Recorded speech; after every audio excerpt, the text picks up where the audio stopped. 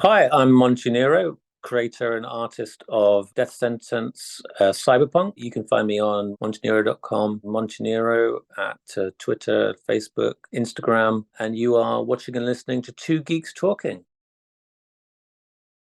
Good morning, afternoon, evening, everyone. Two Geeks Talking is an entertainment industry interview show where we interview the creative people from the comic, film, TV, movie, and video game industries. And of course, I'm your host, Kurt Sasso. We are joined today by a returning guest with an amazing series back then, and it's still amazing now, but the amazing series called Death Sentence Liberty, joined by the ever-talented Monty Nero, coming back to us with Death Sentence Cyberpunk. How are you doing today?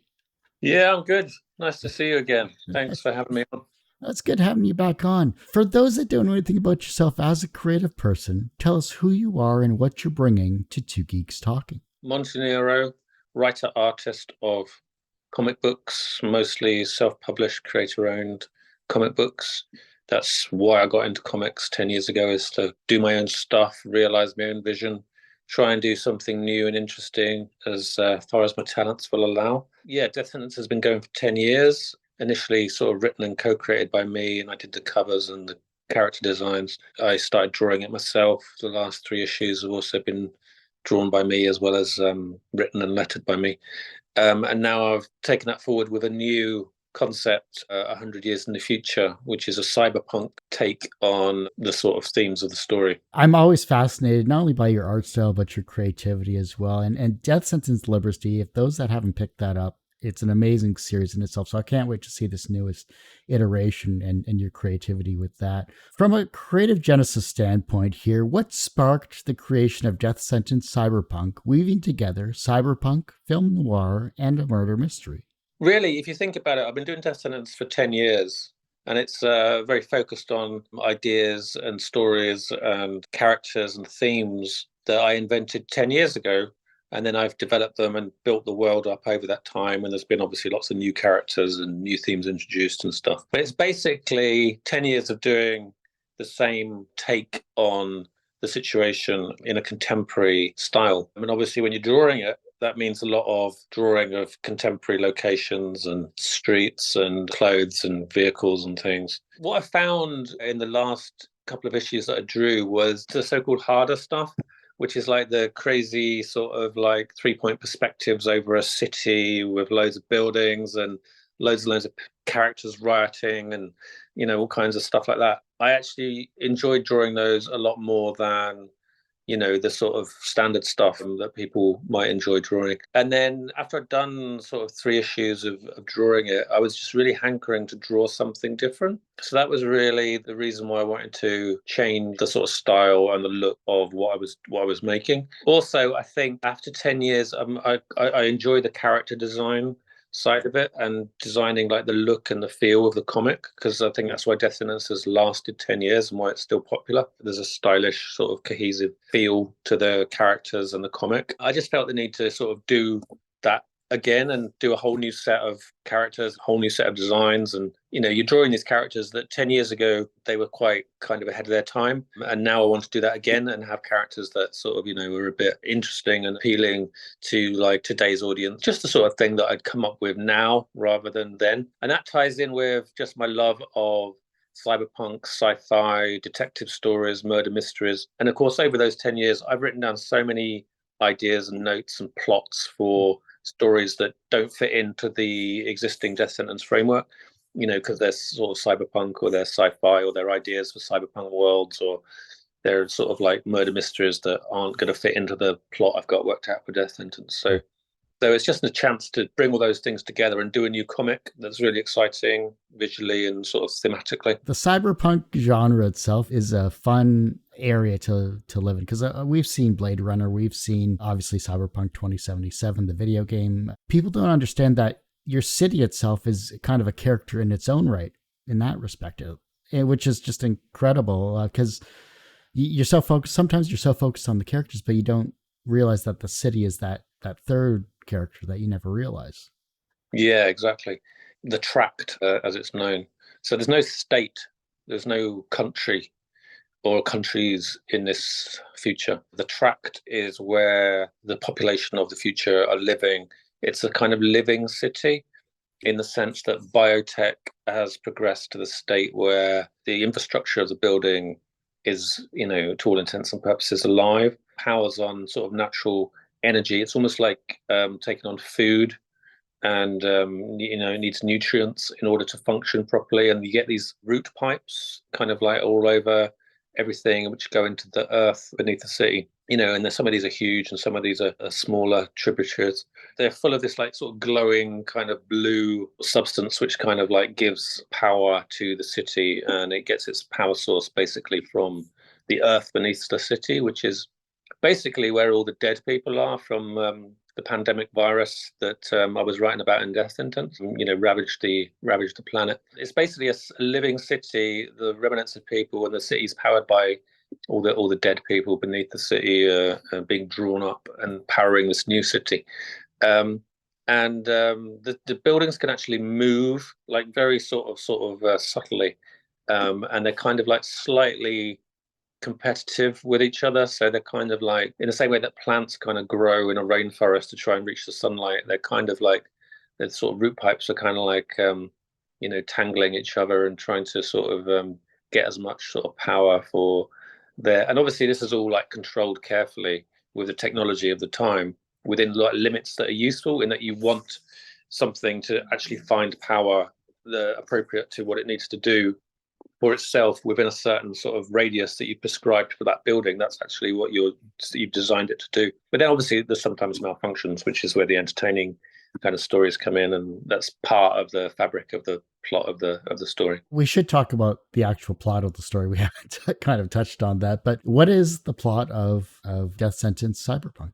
It's basically about everybody in the future is in the same way. There's no state. There's no state controlled organizations like the police or the fire service. Everything in the future is basically a gig economy.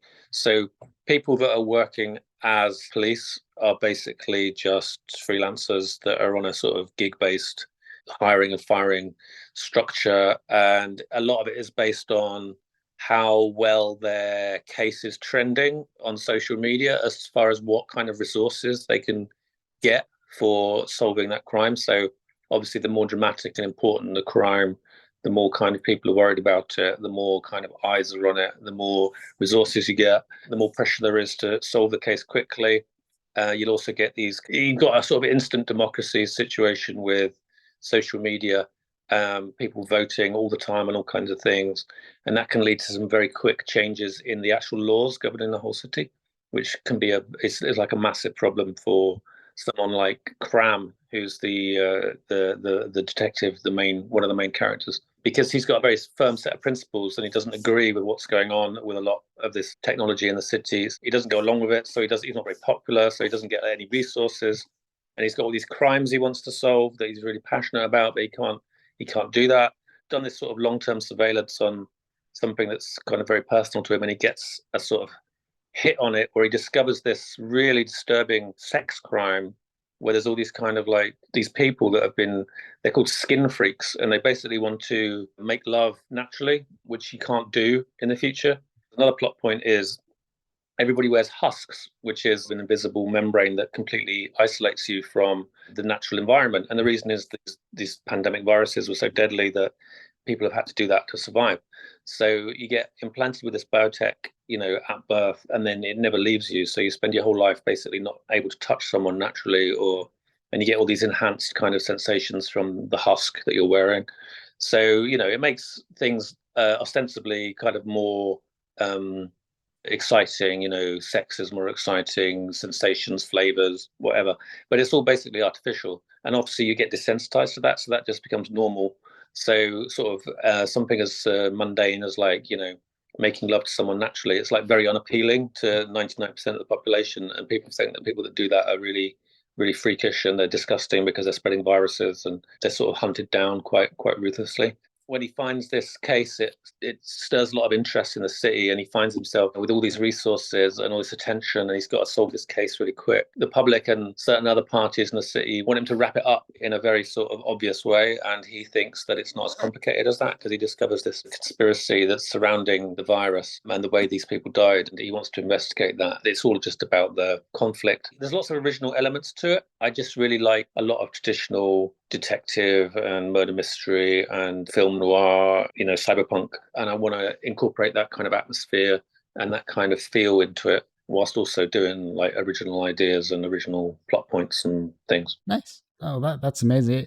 It sounds like it's going to be a wild ride from page one to the final page. Obviously, when you did Death Sentence Liberty, you had multiple issues. Is this going to be the same case for Death Sentence Cyberpunk? Yeah, the initial story introduces all this. Is 3 books. They're each like at least 44 pages, but they might be slightly longer than that, depending on how it works. I mean, with the first Death Sentence book, I added 10 pages just because I felt it needed it to tell the story properly.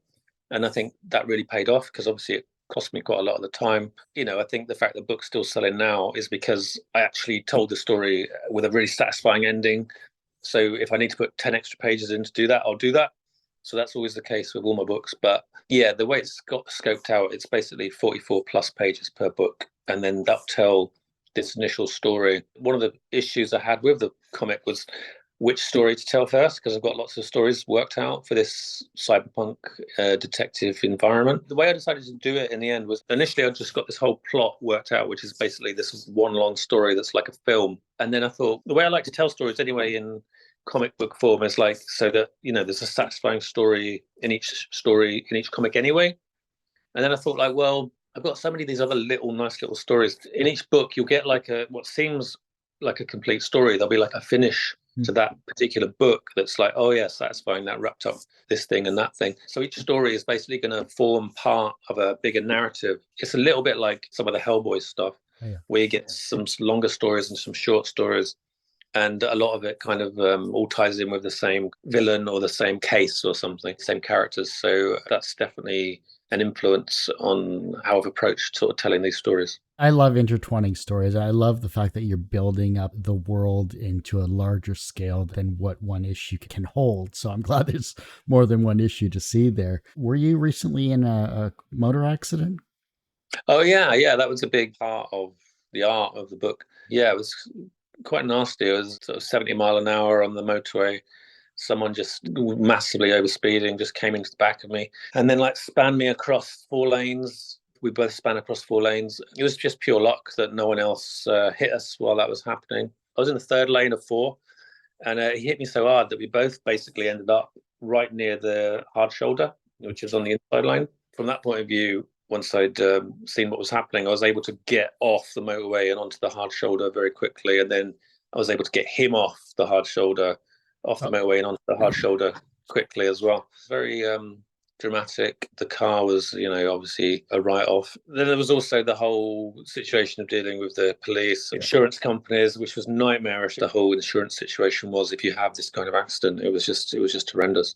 And it dragged on for like 6 months and stuff. It was just really horrible. While all that was going on, what I found was, when I got home, went up to my studio and I just started drawing. I had the script that I'd worked out and I just started drawing it with a pencil on paper. And it was just, I didn't even think about it. It was just like, I didn't even know what I was going to do with this. It was just keeping me sort of calm and centered, blocking out everything that had happened. Found it really cathartic over the next few months while all this sort of stuff was going on, just to lose myself in drawing the comic, just to put as much of myself into it as I could, as much sort of humanity into it as I could, lots of detail, just lots of effort into like compositions and the storytelling. Because obviously a big thing in my head was like, I might not have been here. I could easily not have been here.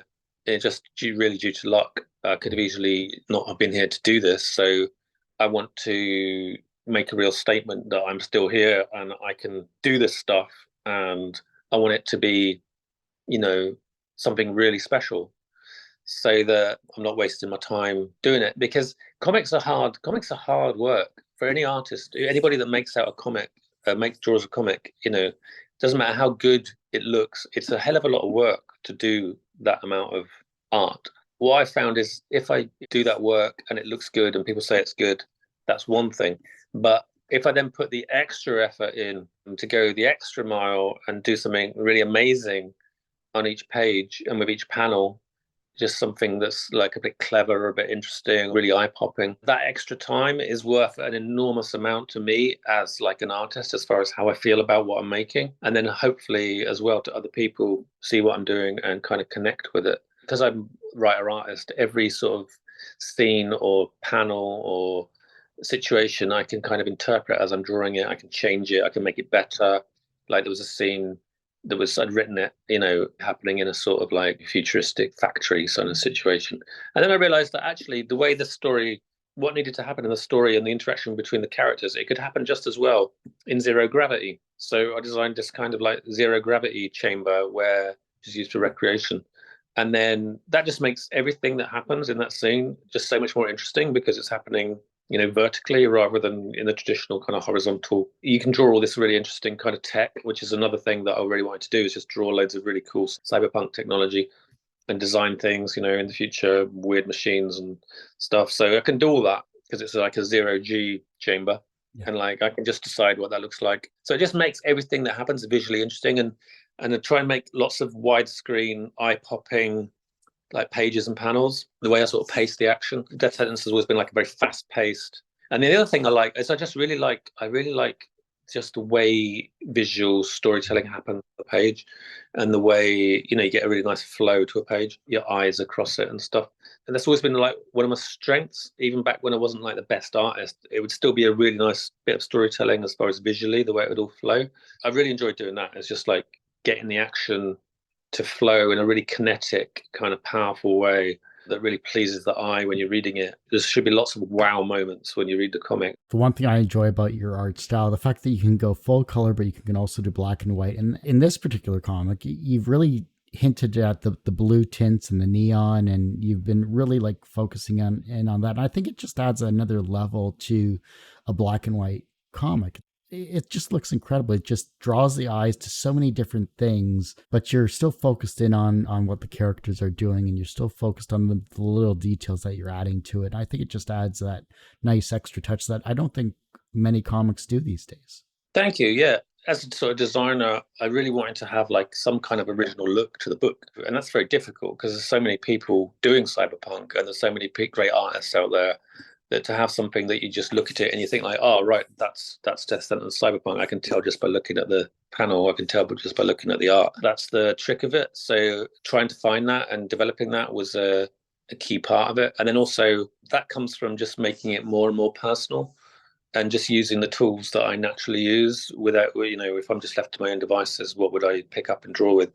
So that's things like a pencil, mangaka, fine brush pen, and then like inks, washes, watercolor, Copics, and then on top of that, some acrylic paint where you can sort of white out things. And generally you build up from the white page, you sort of add tints and sort of gradually build darknesses. And there's a lot of heavy shadow, as you'd expect with a noir murder mystery, a lot of heavy black, a lot of heavy shadow. But then once you've done that, then you can also work back into that and add sort of airbrush or kind of hatching or something to sort of like carve away at it to add lighter tones onto the dark. And then you just get this really nice feel and depth to the world. And then what I found was actually less is more powerful. The sort of more kind of restrained I am with my color palette, and then you get these flashes of eerie blue, like lighting, quite dramatic lighting sometimes. It actually is more powerful than if you threw loads of like vibrant colors at it. And you just get a bit sort of, it looks great. I mean, I love comics that do that. And when you're in the comic, you quickly get accustomed to it, and then it sort of like doesn't quite have the same effect. Whereas when you've got all these like beautiful noir black kind of alleys and misty kind of like environments and glowing sort of root pipes and all this biotechnology, and then suddenly you get this kind of like blue highlighting something. And I found that initially I was putting blue on quite a lot of things, and then I realized that actually the less things I put it on, the more powerful it is, and the more kind of exciting it is. So then you're only really putting it on things that really enhance the storytelling, where you want the eye to sort of definitely kind of rest and things like that. So yeah, it's been a lot of fun one of my most enjoyable projects I mean, I absolutely love drawing it, and I think hopefully that comes across in the pages. It does. And the trailer that you put together more recent was incredible. I thought that the visuals, the fast paced, even though you were using images and motion and connecting the scenes together, I thought it was really well done. And you're drawing interest into it. You have a long-standing career in comics. You have this amazing comic series with Death Sentence as a whole itself. You're building these amazing worlds. How are you going to push yourself for maybe your next series from an artistic standpoint? Since you've already limited yourself here and you've already done full color, what's that next creative step for you? For a while, I've just been moving more and more towards traditional techniques, and I find the more I kind of pare things down and simplify things, the more kind of I like them, and the more powerful they are, and the more other people like them. Sort of, as far as I've always had a really good response to like my writing, and then my art, I think, is more. It's good. It's obviously good, but there's lots of good artists out there, so I don't get as much attention for my art. I found that the more I've like just done my own thing and gone back to like traditional techniques, that's how I started. You probably have a lot of people, drawing on paper, and then I used to do a lot of ink and watercolor stuff when I was younger. Back then, trying to do like watercolor comics, it was just like madness. No one would be interested. But now people are a lot more broad-minded about the kind of art styles and the approaches that you can have in a comic. They can be like popular. I'm just a lot happier, drawing something on paper with ink and then doing some watercolor and then maybe a bit of airbrush as well. The process is really enjoyable. The art looks unique and it looks like something, looks like my stuff rather than anybody else's stuff. People also, they do respond to it these days in ways that they wouldn't have done like 15 years ago. They'd been much more into the traditional comic book kind of styles. So I was doing that anyway. So just the way the whole world and technology has gone with art, I just think, being able to actually draw this stuff is really valuable, and it has that kind of like human connection that I think everybody wants from art. That's basically why we like art and comics and stories. It's because of the sort of human connection that we have between each other. I write something down in a book and you read it, and you're like literally reading my thoughts, and it's transmitted across time and distance in quite a magical way, and you can really get a connection with someone that way. That's the same with art. If I spend an hour and a half watercoloring a panel of this comic, and then it gets a certain feel that I'm after, and then you read it and you also feel that emotion, that's the magic of making comics to me. So I'm just much more interested in doing it that way. I felt that way for a long time. I mean, 15 years ago, I was working in computer games and I was using computers every day. I was doing a lot of 3D stuff. I was doing animation. There's nothing I can't really do, in a computer as far as 3D modeling. But I guess because of that, whenever I read a comic and I see someone using 3D models and I know they've just drawn over them, and everyone's gone, wow, that's an amazing angle and a shot. And I'm just thinking, yeah, it is. But also I know it's just a trace over a 3D model. For me personally, it doesn't work for me. It doesn't do anything for me. And it's always a little bit dead as well, because it's always just like exactly the same each time. And ultimately, that is something that you could eventually you'll just be able to take the human out of that, and it will just render the comic from the model and you won't have to do anything. The writer can do it or something. So it's nothing I've ever been interested in. As soon as I started doing my own comics 10 years ago, I didn't use any 3D models or any kind of computer imagery or any kind of computer. Obviously, I used Photoshop. I was drawing digitally for a while, so I'm quite happy to draw digitally as long as it's drawing. The last year, really, I've just gone back to not doing any digital drawing and just drawing things with a pencil and a pen and then scanning them in. It's been a sort of slow evolution in that direction, and it just really works for me personally. I just find it very satisfying. No, that's amazing to see, and the proof is in the pages right here. The proof is in the trailer and these amazing images that we're seeing currently, and consequences regarding the touchless existence. And yeah, I mean, with that, I guess it's just an extrapolation of how you see the world going. The way like dating on apps has gone, where now it's kind of like weird if you like don't date through an app, and like actually I have no idea because I've been married for 15 years, but you get the impression from looking at online social kind of discourse that, if someone tried to chat someone up in the street or in a bar, that would be deeply, deeply unsettling and unpleasant for everybody involved. Whereas, 20 years ago, that was just how people dated, so, and people were able to navigate that very, very amicably. There's obviously benefits to doing it that way, but then you've got to this stage where you basically monetized your relationships, where you can't have a relationship now unless you're paying someone to manage it for you, which is not what anyone probably intended at the beginning, but that's the way it's gone. It's just an extrapolation of those kinds of ideas, sort of 100 years in the future, and you're thinking, well, if we keep on monetizing our relationships and we keep on just moving with convenience and market forces as the only driving force in how we're going to interact with each other, we're going to end up this state where, in this kind of cyberpunk world, you can't talk to anyone. You're not legally allowed to talk to anyone unless you've made an online appointment to do so. And one of the reasons why Kramm likes being a detective is because he's investigating cases. He has the license and the authority to talk to people that he would not normally be able to talk to, and you can sort of have a conversation with them, and he finds that kind of very healing and sort of good for him, good for his soul. Obviously, he has to only talk to them about the case, but I think something that's important is just to have people to be acknowledged in the world. Is one of the reasons why people like social media, is because they get sort of an acknowledgement on there. You can see that people are seeing you and they like your posts. You feel heard in a certain level. But I don't think that's quite the same as being seen in real life and outside and in your community and in your actual society. It's very important, I think, for people to acknowledge each other in the street and to be polite to each other, and to, especially during something like the pandemic, this kind of thing is brought home, where certainly in my area, I've always been friendly and talked to a lot of my neighbours. It's always been a good neighbourhood from that point of view. During the pandemic, I went out and I chatted to people that I'd never talked to in my neighbourhood, further down the street, and older people who were vulnerable and stuff. And you're sort of asking about, what they need and so on, and their families and so on and so forth. And then, just out of politeness, when you see them again, like 3 years later or something, you sort of acknowledge them and you have a little chat. I think that's just a very important part of being alive, and it's good for your brain, it's good for your body, it's good, it's just good for everybody to be acknowledged and recognized and to feel part of the world that they live in. So I think the consequences of that being outlawed in the future are quite alienating, and there's a lot of loneliness and resentment in this future society. And that's part of what drives this terrorist organization, the Chrome Roses.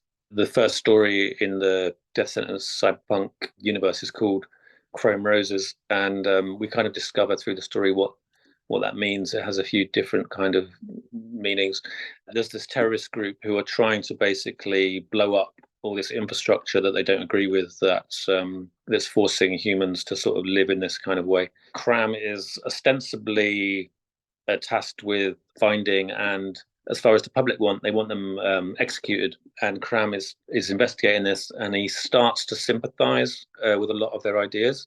So he becomes torn between what he's tasked to do as a detective and what he privately agrees with some of the things they're trying to do, though not obviously a lot of their methodologies. You get that kind of nice tension that I think is part of a lot of the good detective stories I've enjoyed over the years, between the different protagonists and the antagonists and things like that. The only thing that the pandemic really stopped for me was the fact that I just didn't get any more robocalls from solicitors,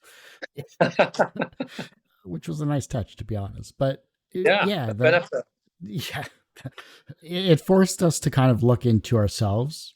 It forced us to reevaluate our lives to a certain extent. It also forced us to figure, are we happy with our current lifestyles? Like when 3 years down the road, have we improved ourselves in some way, shape, or form? If we have, then wonderful. You're one step better than if you were back at your 9-to-5 job, working 40 hours and just hating it.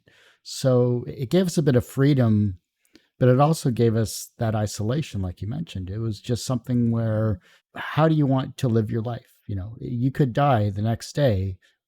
Are you living your best life? And it really kind of reset a lot of people's mindsets to what they wanted to do. Yeah. Yeah, and it highlighted how we're all connected. So it doesn't matter what you're doing. If your goal is purely just to make money for yourself, It turns out you can't do that without everybody else. Literally the world will not function unless everybody is acknowledged as part of the same society, and we all need each other to get on. So there was a very clear that is an important facet that needs to be accounted for when in any kind of capitalist society. I'm all for market forces and so forth, but there needs to be some acknowledgement that none of this actually works unless we recognize that we're all in this together and we're all valuable. So that's an important lesson, I think, for everybody. And that's really how we got through the pandemic, whether it was financial stimulus or whether it was just through going out and physically helping each other. That's how we got through. And that's how we were able to get back to doing the things that we want to do in our lives personally. It's by acknowledging that we have to help each other. That was an interesting illustration of that. The Kickstarter campaign is currently ongoing. What can we expect from this particular campaign, and how has it improved from, say, your past Kickstarter campaign?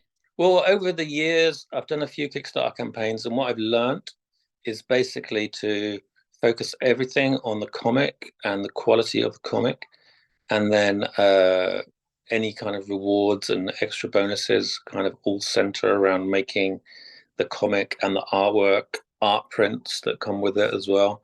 Just making it all as good quality as possible, because ultimately that's what's going to bring people back, the quality of the actual comic book and the art, everything, just the art itself. But then also a lot of effort goes into that. But then also just like the quality of the production of the paper quality, the printing, the binding, the heavyweight stock, the fine finish on the prints, make it all archival quality so it's going to last and it doesn't crease and all that kind of stuff. It's all focused on that. And you can get a really nice copy of the book, the standard copy, which is 15 quid. And then you can get a really special copy, which is really how I envisaged the whole thing in my mind when I started, which is where it's all kind of platinum. So it's all basically, blacks and greys and blues. But then it's got the shiny foil finish, the spotting and the sort of soft lamination. It just has this really kind of like, it suits cyberpunk, it's just a very sort of like nice quality, shiny, slightly metallic looking finish to the cover of the book. That's how I would love every copy to be. But of course, that would make it more expensive. So that's a sort of an option you can get sort of in the mid-range of the sort of tiers of things you can get related to the comic. And then at the very highest tier, you can get an original page of artwork, and a page from the comic that I've drawn, which just reflects the fact that, I put a lot of effort into those pages, and I don't really want to sell them, but, you can have them if you really want them. There's all kinds of different options, Kickstarter side of things. I don't make gimmicky things because apart from anything else, they take a lot of time and focus away from making the comic because, I write and draw the comic myself. But also, they're just practically very difficult to ship. You've got to go to a lot of time and trouble to ship objects like that. And then sometimes when people try and ship them with the comics, they actually damage the comics, which is just, I can't allow. To me, everything is about really high quality packaging as well with when I send them out. So you get a really nice, flat, good quality book, which is the best kind of articulation of what I've tried to make. So, and I think that's why people like Kickstarters, is they like that personal kind of touch with what is delivered to them, to their door. When it comes to influences are always fun, especially for the various genres that we have here. We have cyberpunk, we have film noir, we have murder mysteries. What is the best film or comic from cyberpunk, film noir, and murder mysteries that people should look at before they look at your comic? Well, yeah, there's a question. I don't know. I can only talk about what influenced me into making this, really, as far as the great films and books, comics and stuff that influenced me in making this. So firstly, of course, Blade Runner. So with Blade Runner, there's none of the sort of concepts of the world are in this. So there's no replicants, there's no big corporations, there's none of that. What there is taken from Blade Runner is just that atmosphere. So I love the attention to detail and the mix of the futuristic and the retro kind of detective noir elements that are in Blade Runner, and the attention to detail that goes into building the world, and also the claustrophobia of it. The massive mistake they made in the first release of Blade Runner at the cinema was they had this scene at the end where they escaped into this green paradise surrounding the city, which was completely nonsensical and totally ruined the whole. And they also said like, oh, and Rachel can live forever.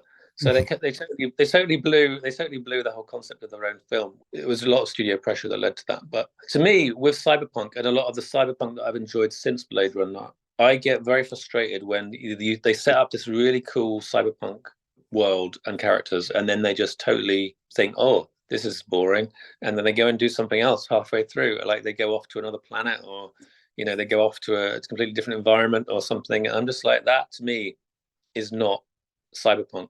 It's essential to have that claustrophobia, so there is nowhere else to go. The tract is all there is of humanity in the future, and the characters have to survive the situation they're in or die trying. There's nowhere for them to run to. And everything within the story and all the rules of the story, they can't be subverted or broken by just going somewhere else. So it makes for a very high pressured and intense kind of atmosphere and story. So it's like all or nothing. So that's important. Comics wise, Hellboy was a big influence just because of the sort of heavy blacks, the sort of iconography of. So I do put a lot of it's an interesting mix because I put an awful lot of detail and a lot of kind of shades from sort of light to dark into certain elements of this, which they don't do really in Hellboy. But then I've also got a lot of very bold, iconic kind of imagery in the same way that you get in Hellboy. And Mike Mignola's strength is the simplicity of a lot of what he draws and the power of it through the simplicity and the strong sort of shadows. So I've always liked throwing shadows around in my work, and I'm very comfortable kind of doing that. But it's just really how you render it. So that's an element. But then also just the action and the kinetic fun, the fun with kinetic action that you get in Hellboy. That's a big part of this. And also just the way that stories are told at different lengths, short and long. I'd say in this one, I weave them together more. So it might seem like, oh, this is a separate case or a separate story. But eventually you'll realize it was all part of the same big story. So that's been a lot of fun kind of putting together.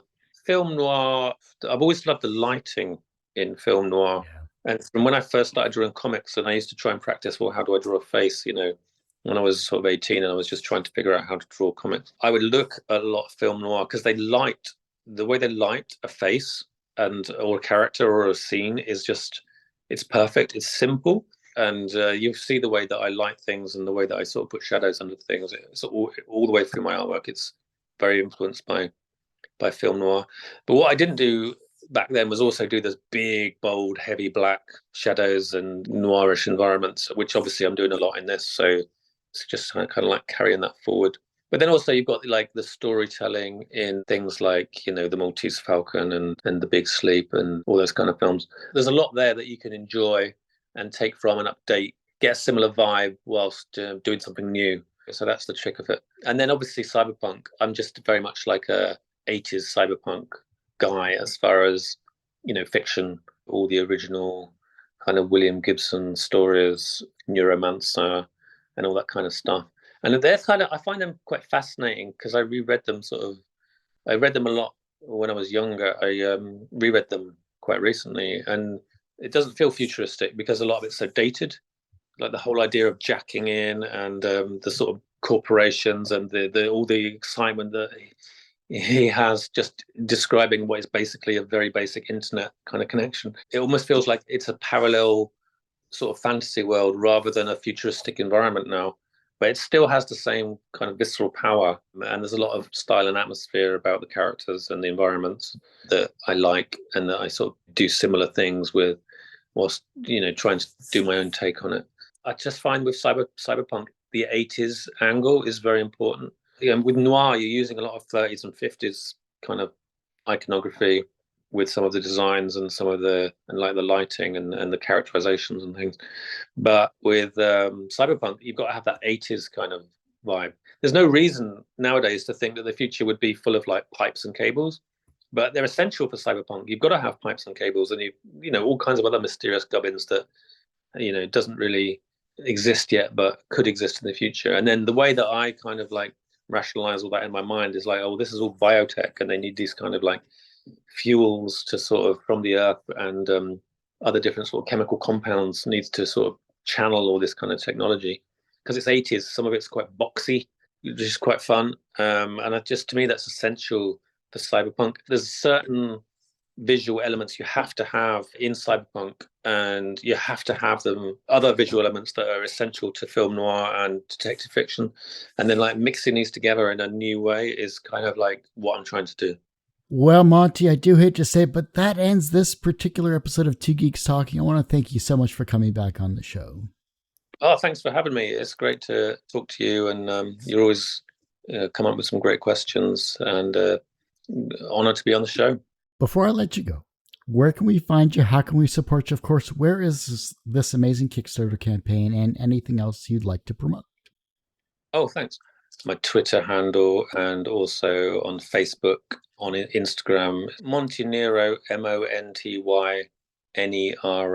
It's the same name. And on there, in my bio, you can find links to the Kickstarter or, posts with some artwork or some of the pre-launch backerkit. And also if you just Google Death Sentence Cyberpunk or Monty Nero on YouTube or on Kickstarter, then you'll find the page that I've set up for, and also the video which explains more about the comic. As well as doing the cyberpunk thing, there'll also be another regular Death Sentence book out later this year, which will be more like towards the second half of the year. Yeah, I'm very much focused on the cyberpunk stuff though for the first 6 months of this year, and then we'll hopefully talk again when I've got another book out. Oh, for sure. I'm always happy to have you on the show. And the worlds that you're building, whether it's cyberpunk, whether it's Liberty, whether it's anything else that you decide to create, is always fascinating. And we'll definitely dive more into your writing styles for the next time around. As much as I love your artwork, you are an amazing writer as well, too. We want to make sure that everyone's aware of that with these amazing comics you've created. No problem. Well, that ends this particular episode of Two Geeks Talking. You can, of course, find this interview and, of course, his past interviews on our website, tgtmedia.com or twogeekstalking.com. That's TWO, not the number 2. Website's going through a revamp, so go to our YouTube channel, which is youtube.com/TGTmedia. The podcast is back at twogeekstalking.podbean.com or just search Two Geeks Talking wherever you listen to your podcasts. And as I say every week, everyone has a story to tell. It's up to me to help bring that out. Thanks for listening and watching on Two Geeks Talking.